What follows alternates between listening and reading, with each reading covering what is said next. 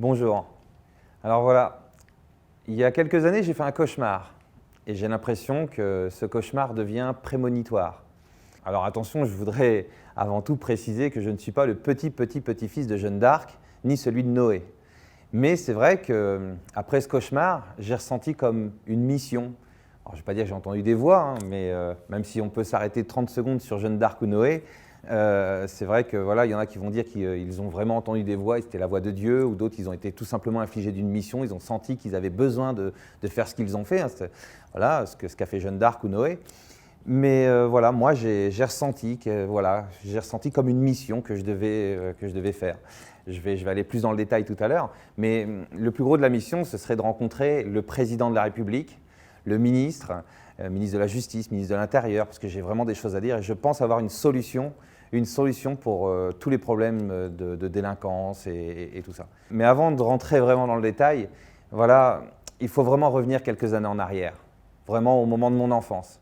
Je me présente, je suis David Desclos, je viens de Normandie, un quartier qui s'appelle la Pierrezée, et aussi j'ai fait partie d'un gang qui s'appelait le 43 rue Montcalm, la cité des Chétanes. Je dois raconter un petit bout de mon enfance, même si je ne veux pas chercher des excuses à la suite de ce que vous allez entendre. Mais voilà, c'est vrai que c'était un quartier très pauvre, très chaud. Et voilà, un papa dans l'alcool, une maman qui essayait de faire ce qu'elle pouvait. J'avais mon petit frère, ma sœur. On était vraiment très pauvres. Et il fallait trouver des solutions pour manger, pour s'habiller. Et ces solutions, les plus grands du quartier nous l'ont montré. Ils nous ont montré une direction, la direction du centre commercial. Ils nous ont montré comment il fallait faire pour manger, comment il fallait faire pour s'habiller. C'était aussi, dès l'école primaire et surtout au collège, la mode des baskets blanches, des bien habillés, les 501, surtout au collège, primaire un peu moins. Primaire, c'était plus pour ça, pour manger. Mais arrivé au collège, voilà, il y avait toute cette mode et tout. Et celui qui n'avait pas la panoplie jean 501, basket blanche, fly jacket, c'était le bouffon. C'est malheureux à dire, mais c'était comme ça.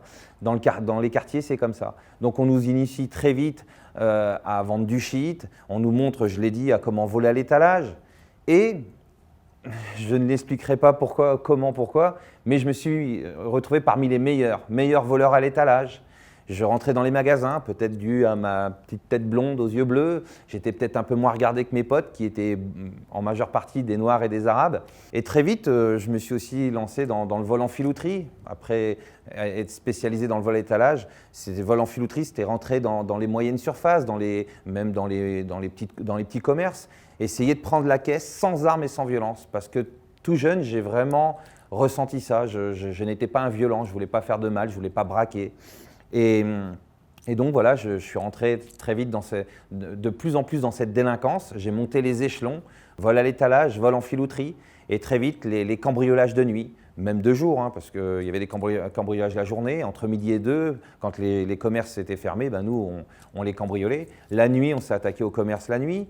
Et puis de plus en plus, j'ai ressenti qu'il ne fallait pas s'attaquer aux particuliers, aux gens qui avaient monté un commerce, qui avaient travaillé dur pour avoir leur commerce. On a même cambriolé des maisons. Et j'ai ressenti que ce n'était pas bien. Je me souviens me retrouver dans une maison en train de fouiller cette maison. J'avais l'impression de violer l'intimité des gens. Je n'étais pas à l'aise. Mais j'étais devenu anarchiste. J'avais la rage contre la société. Pour moi, c'est la société qui avait mis mon père dans l'alcool. C'était la société qui était responsable de tous nos maux, de tout ce qu'on était en train de faire, qui nous avait rendus comme ça.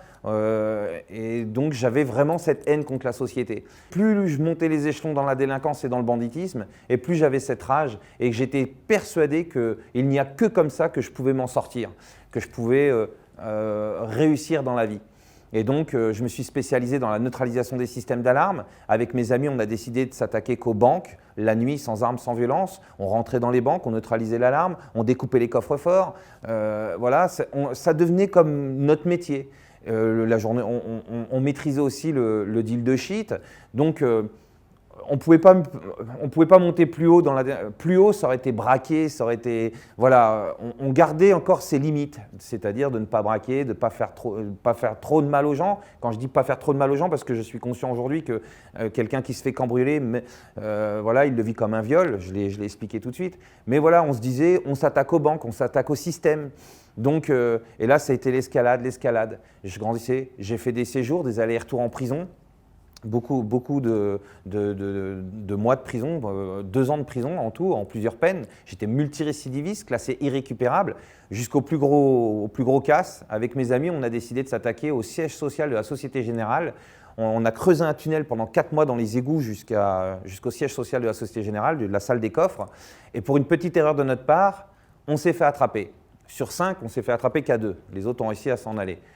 Et arrivé en garde à vue, on m'a comparé à Spadjari. Je vous l'ai dit, j'étais connu comme le loup blanc, j'étais classé irrécupérable. Et là, je savais qu'il fallait que je m'évade. Et à l'heure où, pendant un transfert, là où les policiers commençaient à délirer un peu sur moi, à me comparer à l'émule de Spadjari, celui qui avait cambriolé la Société Générale dans les années 70 et qui lui aussi s'était évadé.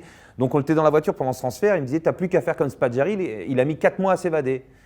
Moi, j'étais déjà en train de préparer mon évasion. Et 5 minutes plus tard, j'étais évadé, je me suis évadé. Et là, je les ai laissés sur le cul. Et je suis parti en cavale. Donc, de cavale, 1 an de cavale, j'ai retrouvé ma femme. Et pendant cette cavale, c'est là que j'ai eu les premiers déclics. Je me suis rendu compte de mon état. J'étais dans le sud de la France, j'étais hébergé par des gens qui travaillaient. C'était nouveau pour moi de sortir du quartier, sortir de mon gang. Et là, je voyais ces gens qui travaillaient, qui partaient le matin, leurs enfants allaient à l'école, eux, ils allaient au travail. Je me retrouvais dans leur maison et je me disais, mais c'est ça, apporter la sécurité. Moi, j'avais cette épée Damoclès, je savais que comme 2 et 2 font 4, j'allais me retrouver en prison. Et pendant cette cavale, je prenais conscience de la force de la liberté d'être libre, de ne pas donner sa vie à la justice. Et donc là, j'avais ces premiers déclics.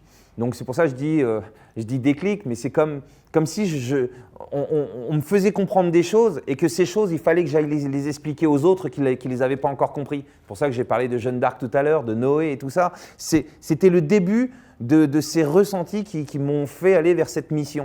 Pour raccourcir, donc voilà, je me suis rendu, j'ai fait 5 ans de prison. En prison, j'ai commencé à raconter tout dans les promenades devant les jeunes.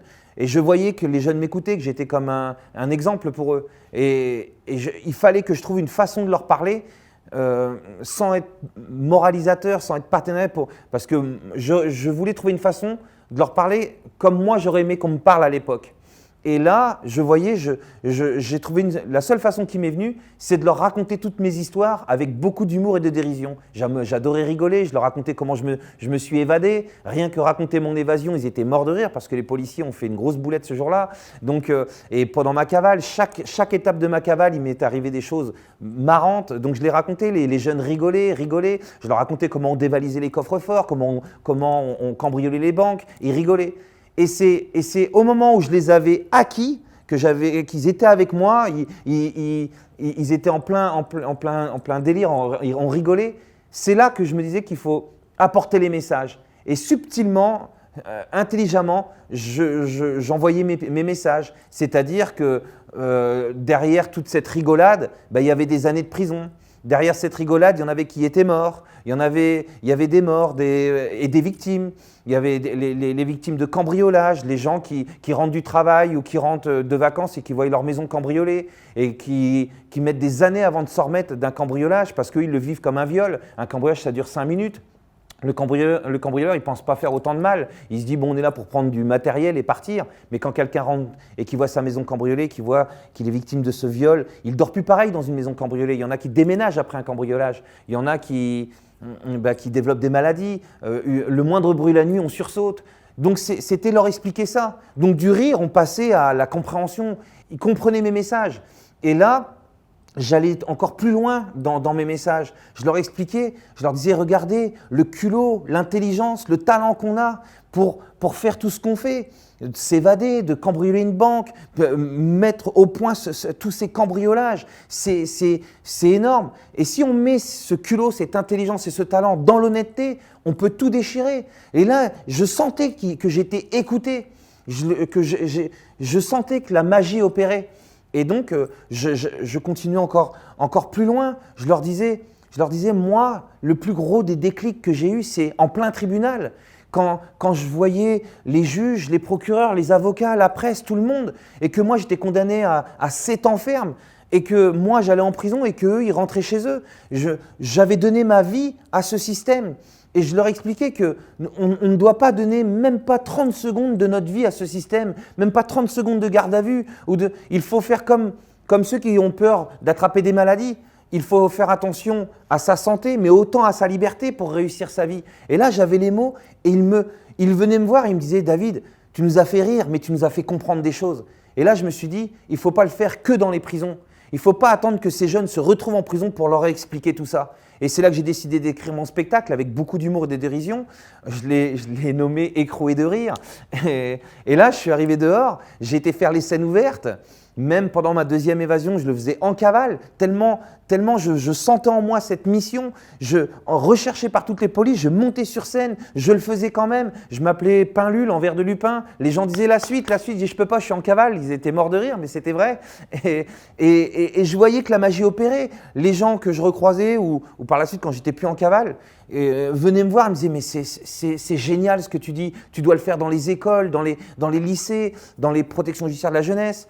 Et donc, moi, je n'osais pas dire qu'il fallait que je rencontre le président, le ministre de l'Intérieur, le ministre de la Justice pour qu'ils comprennent que c'est ensemble qu'on doit travailler tout ça, qu'on doit essayer de faire en sorte de créer des commissions de la dernière chance parce que je sens que le peuple est de plus en plus à bout contre la délinquance. Il pense qu'il faut faire des lois pour leur mettre que des peines planchées, des peines dès que tu es en récidive pour le moindre vol, il faut leur mettre des 30 ans, des 40 ans de prison. Je leur dis non, laissez-nous créer les commissions de la dernière chance et dans ces commissions mettre des victimes, apporter la justice restaurative, que les victimes montrent aux jeunes ce que c'est qu'être une victime.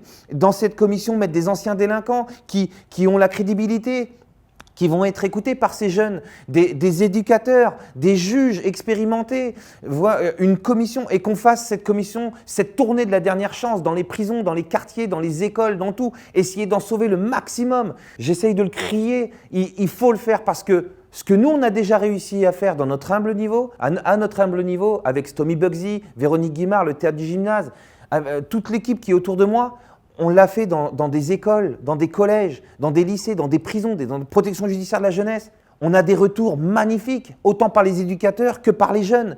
On sent qu'on est en train de sauver beaucoup, mais c'est tous ensemble. On a besoin justement que ça monte encore plus haut pour qu'on le fasse à grande échelle, qu'on montre l'exemple, qu'on montre que ce n'est pas foutu, qu'un jeune n'est pas irrécupérable. Donc, je me suis dit… Il n'y a que en dévoilant ce secret qui est en moi depuis des années que je serais peut-être écouté, lancer ce grand message à ces politiciens, à tout le monde, de leur dire que c'est ensemble qu'on doit essayer de sauver tous ces jeunes.